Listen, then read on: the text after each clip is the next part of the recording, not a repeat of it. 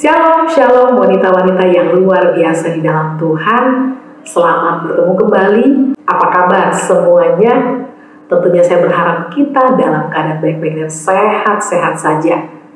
Puji Tuhan, di kesempatan yang istimewa ini telah hadir kembali bersama dengan kami, hamba Tuhan yang juga tentunya luar biasa di dalam Tuhan, dan beliau telah siap untuk memberkati kita semua dengan firman Tuhan yang pastinya akan membangun iman kita lebih lagi. Namun tidak kalah penting, sebelumnya saya akan mengajak kita lebih dahulu, mari angkat suara kita akan membesarkan dan memasyurkan nama Tuhan.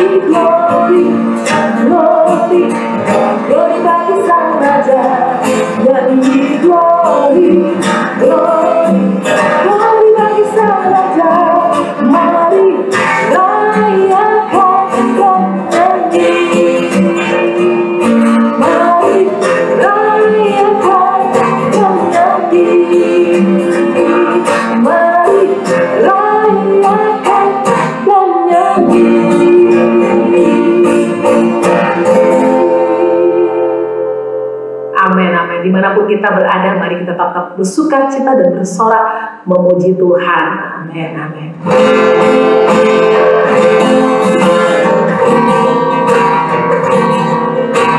Kau ada bersamaku di setiap musim hidupku. Tak pernah kau biarkan ku sendiri.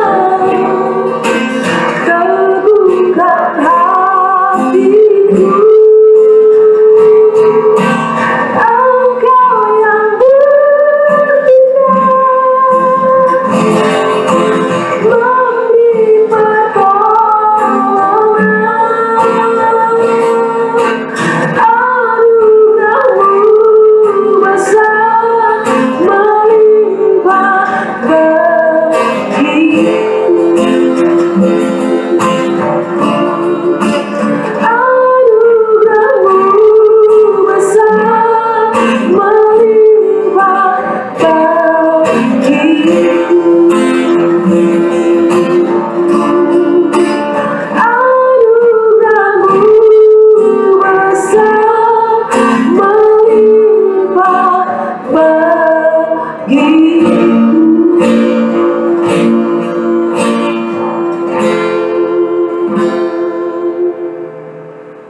kasih Tuhan buat anugerah-Mu dan perkenanan-Mu dalam hidup kami yang memampukan kami Tuhan melewati segala musim dalam kehidupan kami. Sungguh kami berterima kasih dan bersyukur kepada-Mu Tuhan. Dan saat ini kami siapkan hati kami untuk mendengarkan firman-Mu. Mari Allah Roh Kudus berikan kami hikmat dan pengertian agar kami bisa mencerna setiap kebenaran yang disampaikan oleh hamba-Mu. Mudahkan pula hamba-Mu untuk menyampaikan pesan isi hati-Mu kepada kami semua. Hanya di dalam nama Yesus kami telah berdoa dan mengucap syukur. Haleluya. Amin.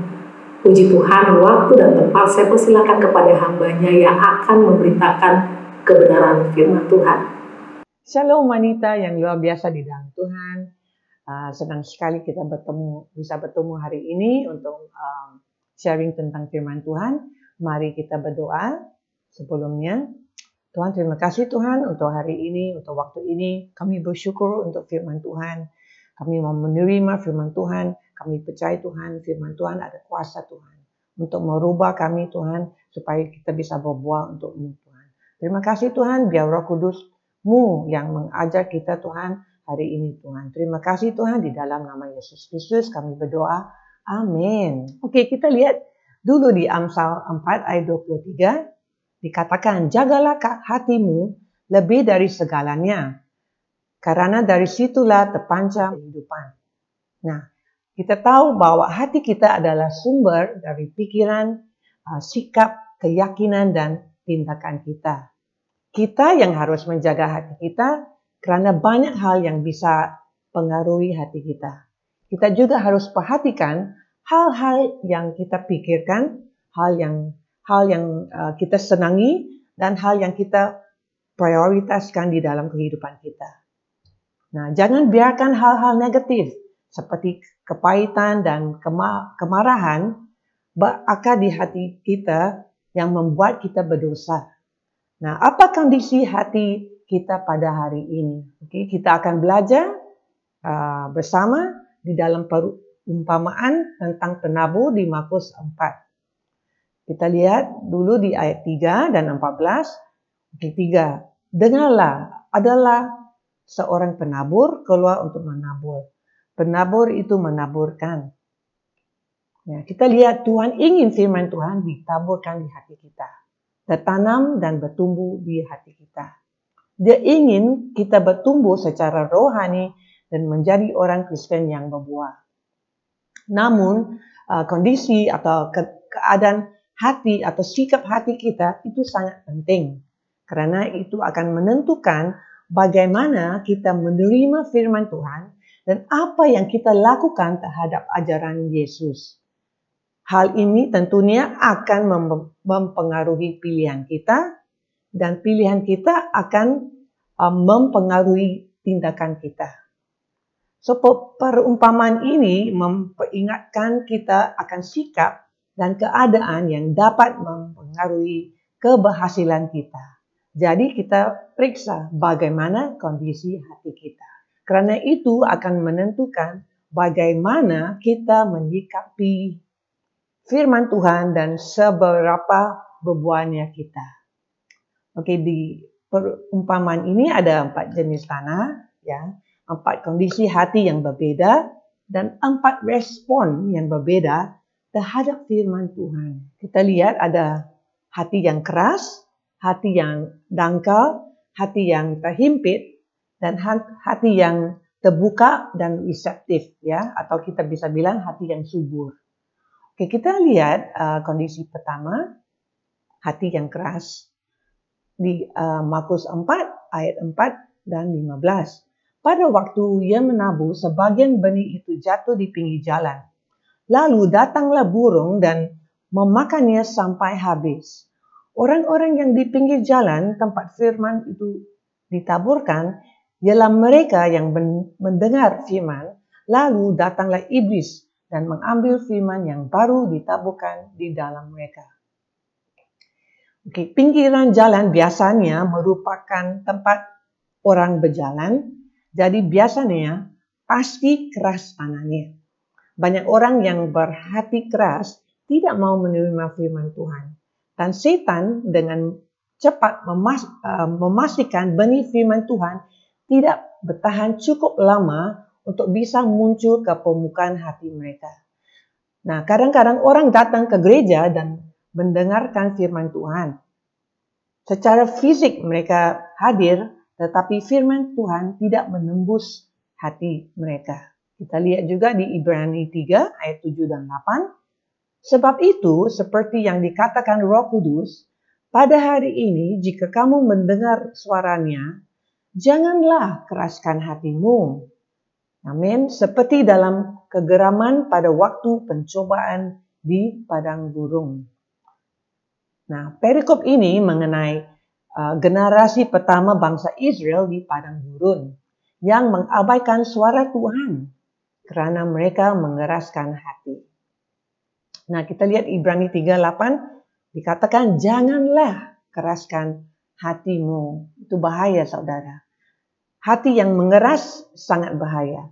Hal ini dapat menumpukan kemampuan seseorang untuk menerima dan memahami firman Tuhan.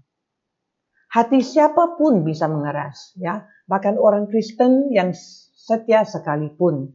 Ya, contoh ada orang yang sensitif jika saudara memberi nasihat tentang anaknya. Mereka langsung menutup hati meski tersenyum dan mengangguk ke arah saudara. Mungkin mereka berpikir, saya lebih tahu. Kamu tidak melakukan apapun tentang anakku. Ada juga beberapa remaja putri langsung menutup hati mereka jika saudara bicara tentang pacarnya. Ya, ini hal yang sensitif untuk mereka. So, ini berbeda untuk setiap orang. Okay. Salah satu penyebab hati yang mengeras adalah dosa. Dosa menyebabkan hati menjadi keras, terutama dosa yang terus-menerus dan tidak bertobat. Kita tidak mau mengaku dosa kita kepada Tuhan dan berbalik kepada Tuhan. Berikutnya adalah kesombongan. Kesombongan juga akan menyebabkan hati kita mengeras. Ya, contoh dari Alkitab, ya kita sudah tahu Firaun di Janjian Lama, dia menolak melepaskan Musa dan bangsa Israel meskipun dia menyaksikan tangan Tuhan yang penuh kuasa atas tulah di Mesir. Akar dari kerasnya hati Firaun adalah kesombongan dan kesombongannya yang menyebabkan dia mengingkari kedaulatan Tuhan yang Maha Esa. Apalagi yang bisa mengeraskan hati? Tidak mampu menghadapi kekecewaan. Kita bisa dikecewakan oleh siapapun hanya karena hal kecil atau hal penting. Orang bisa menyakiti kita, menfitnah kita, bergosip tentang keluarga kita, atau menipu kita. Namun pada akhirnya kita yang harus memilih untuk memaafkan dan melanjutkan hidup. Amin. Kalau tidak, hati kita akan mengeras. Nah, sekarang kita akan lihat kondisi hati yang kedua, hati yang dangkal. Ayatnya adalah di Markus 4, 5 dan 6. Sebagian jatuh di tanah yang berbatu-batu yang tidak banyak tanahnya. Lalu benih itu pun segera tumbuh karena tanahnya tipis. Tetapi sesudah matahari terbit, layu-lah ia dan menjadi kering karena tidak berakar. Terus di ayat 16 dan 17, demikian juga yang ditaburkan di tanah yang berbatu-batu, ialah orang-orang yang mendengar firman itu dan segera menerimanya dengan gembira. Tetapi mereka tidak berakal dan tahan sebentar saja. Apabila kemudian datang penindasan atau penganiayaan karena firman itu, mereka segera murtad. Nah, awalnya kita lihat mereka menerima firman Tuhan dengan antusias, ya. Namun firman Tuhan tidak meresap jauh ke dalam hati mereka. Itu adalah hati yang dangkal. Akar tidak bisa masuk jauh ke dalam tanah yang dangkal. Firman Tuhan hanya sampai ke permukaan hati. Jadi kalau ada badai kecil atau masalah kecil, tanaman yang sudah mulai bertunas, mulai tercabut. Ketika matahari terik bersinar, artinya ketika penganiayaan atau masa sulit datang, mereka segera murtad atau menyerah. Mereka tidak bisa lagi berkomitmen pada gaya hidup Kristen. So kita akan lihat kondisi hati ketiga, hati yang terhimpit. Ayatnya di Markus 4, 7, 18 dan 19. Sebagian lagi jatuh di tengah semak duri, lalu makin bersalah semak itu dan menghimpitnya sampai mati sehingga ia tidak berbuah. Markus 4, 18 dan yang lain ialah yang ditaburkan di tengah semak duri. Itulah yang mendengar firman itu. 19. Lalu kekhawatiran dunia ini dan tipu daya kekayaan dan keinginan-keinginan akan hal yang lain masuklah menghimpit firman Tuhan itu sehingga tidak berbuah. Di hati atau tanah yang terhimpit atau sesak, benih akan tetap berakar. Namun banyak sekali rumput liar atau semak duri yang mengelilingi tanaman itu. Semak duri adalah kekhawatiran hidup, tipu muslihat kekayaan, dan keinginan akan hal-hal lain yang masuk dalam hati kita. Nah, ini semua menghambat pertumbuhan tanaman, menghambat firman yang sedang bertumbuh di hati kita, yang mempunyai potensi untuk tumbuh subur. Sayang sekali hati itu dipenuhi dengan begitu banyak persoalan, begitu banyak hal dalam hidup kita yang mengalihkan perhatian kita, sehingga kita menyingkirkan hal-hal yang berasal dari Tuhan dari hidup kita. Nah, apa yang menyebabkan hati terhimpit atau sesak adalah yang kita baca tadi, kekhawatiran dunia. Ya, setiap orang ya di bumi ini mempunyai kekhawatiran dalam hidup. Bisa keluarga, keuangan, pendidikan anak-anak kita, tagihan yang harus dibayar, utang, masa depan kita sendiri, dan seterusnya. Namun masalah yang dihadapi banyak orang adalah kekhawatiran yang berlebihan terhadap hal-hal tersebut. Ya, mereka merasa terbebani, stres, dan terkadang mengambil keputusan yang salah untuk diri mereka, keluarga mereka, dan anak-anak mereka. Waktu mereka tersita oleh kekhawatiran hidup sehingga mereka tidak bisa fokus pada Tuhan. Akhirnya Tuhan dan firman Tuhan bukan prioritas lagi dalam hidup mereka. Saya mendengar kesaksian ibu-ibu di jemaat kita, ya bagaimana mereka berdoa kepada Tuhan mengenai kekhawatiran mereka untuk membayar wang sekolah anak mereka. Dan mereka pilih untuk tetap teguh memegang janji Tuhan. Dan betul Tuhan membuka jalan dan mereka dapat membayar wang sekolah anak mereka. Haleluya, puji Tuhan. Saya juga dengar kesaksian seorang wanita yang single di gereja. Dia menghadapi keluarga yang menentang dia ke gereja. Tapi dia tetap menghormati orang tuanya dan tidak kompromi. Dia tetap setia dan melayani di gereja. Membagi waktu dengan keluarga dan akhirnya keluarganya diselamatkan. Puji Tuhan. Saya juga mendengar juga kesaksian satu keluarga yang khawatir masa depan anaknya yang memiliki kebutuhan khusus. Mereka sampai mau keluar dari rumah membawa anaknya karena anak mereka menjerit-jerit, ya. Tapi orang tuanya menyisihkan waktu khusus untuk berdoa dan setiap hari membaca firman Tuhan dengan anaknya. Bertahunan ya, tiba-tiba anaknya berubah total menjadi normal. Haleluya. Bahkan menjadi anak berprestasi. Ya, saudara, tiada yang mustahil dengan Tuhan. Amin. So, Tuhanlah yang harus menjadi prioritas utama kita. Bukan pekerjaan kita, bukan keuangan kita, atau anak kita, suami, atau pacar. Amin. Firman Tuhan harus menjadi prioritas kita. Dan apa yang firman Tuhan katakan tentang situasi kita harus cari tahu.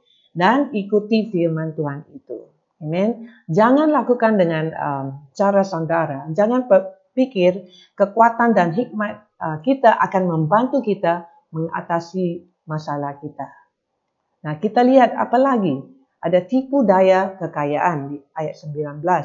Terkadang kita terhanyut oleh dunia materialistik yang kita tinggali. Umumnya semua orang bersifat materialistis.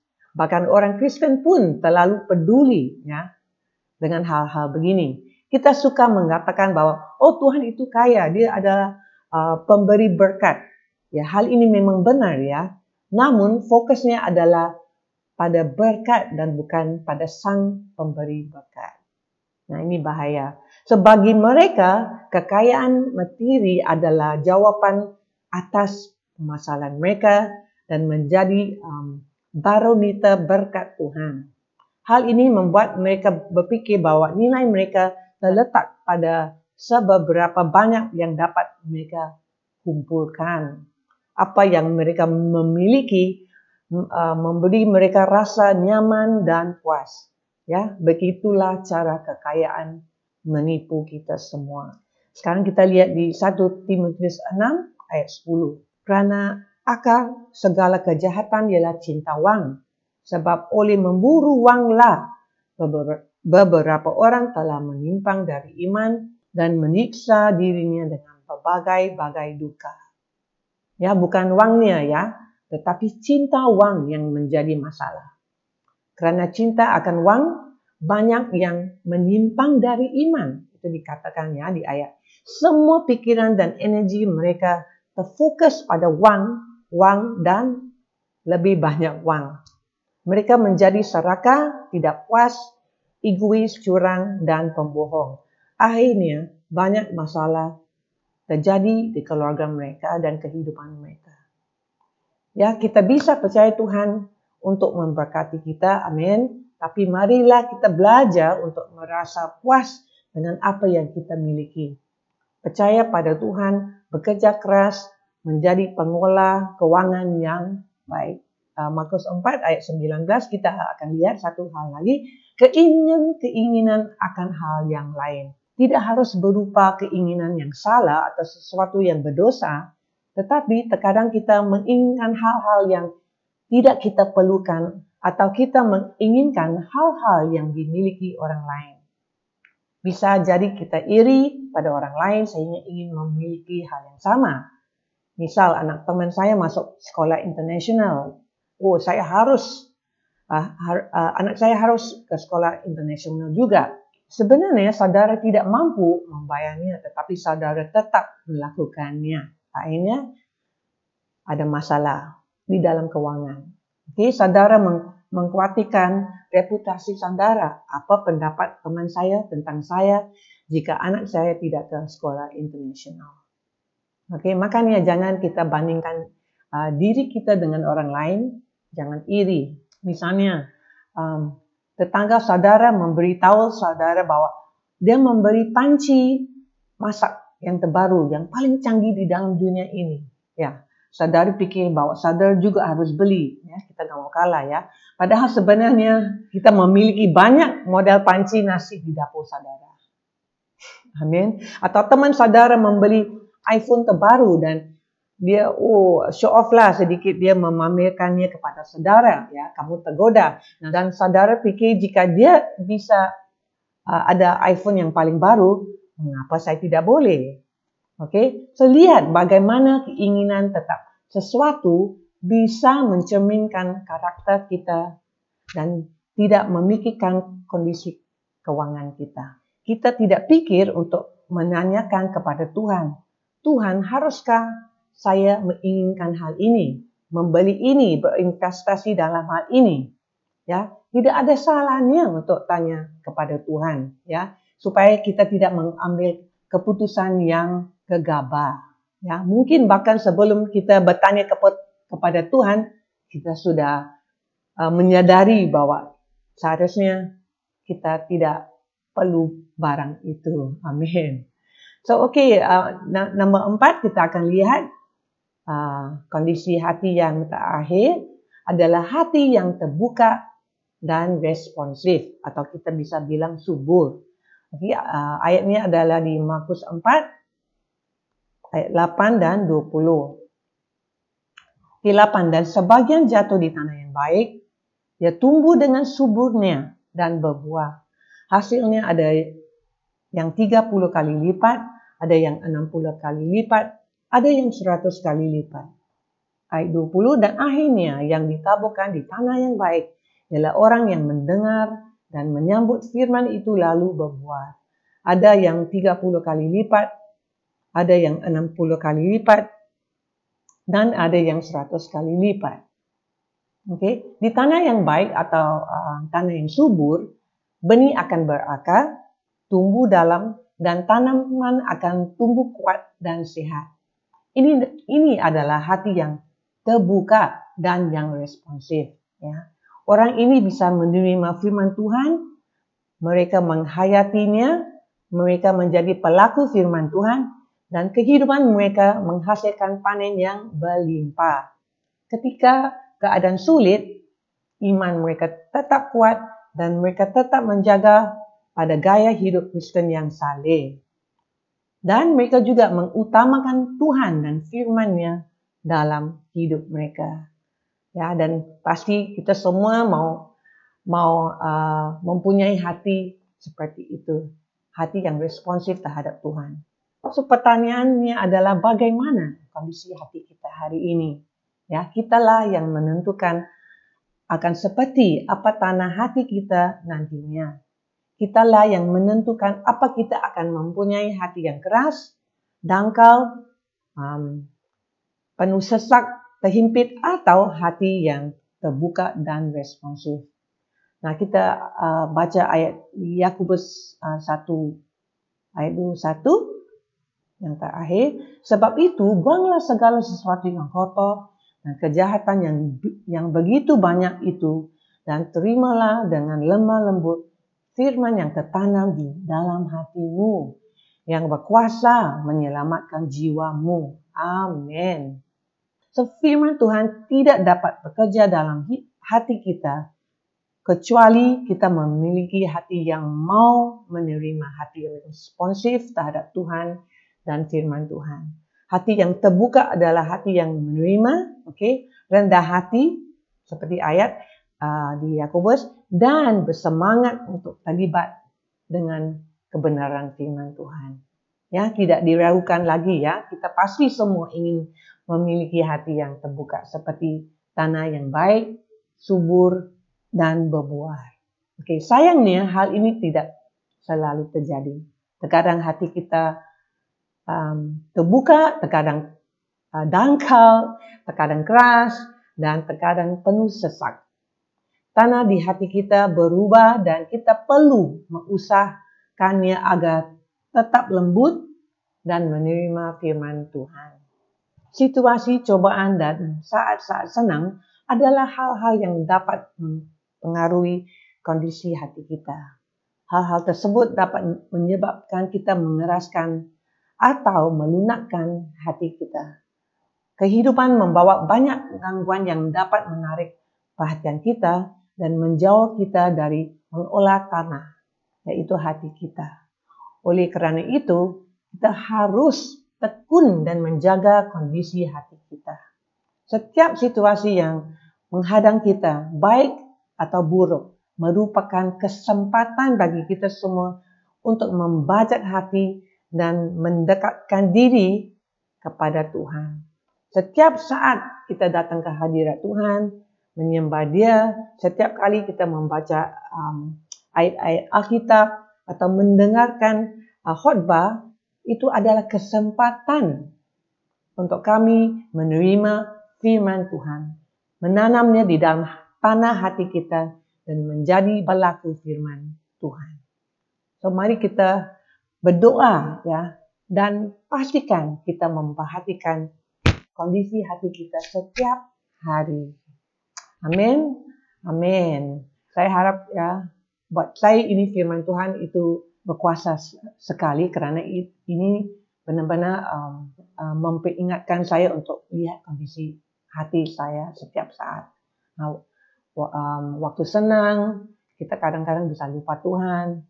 Waktu susah, kita bisa keraskan hati kita kepada Tuhan ya. Saya harap firman ini bisa membangkitkan iman kita lebih lagi, supaya kita periksa diri kita setiap hari di hadapan Tuhan.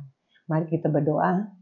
Bapa di dalam nama Yesus, Tuhan terima kasih untuk firman-Mu Tuhan yang berkuasa Tuhan. Tuhan yang bisa merubah kehidupan kita Tuhan, yang bisa membicara kepada hati kita, pikiran kita Tuhan. Terima kasih Tuhan, Engkau sangat sabar Tuhan, Engkau mengasihi kita Tuhan. Dan apapun masalah yang kita hadapi Tuhan, kami percaya Tuhan ada jalan keluar Tuhan. Karena Engkau Tuhan ada Allah yang melakukan mujizat Tuhan. Kami Tuhan mau berdoa Tuhan supaya Tuhan Engkau ampuni kita Tuhan untuk kesalahan kita Tuhan. Kadang-kadang kita lihat masalah kita Tuhan.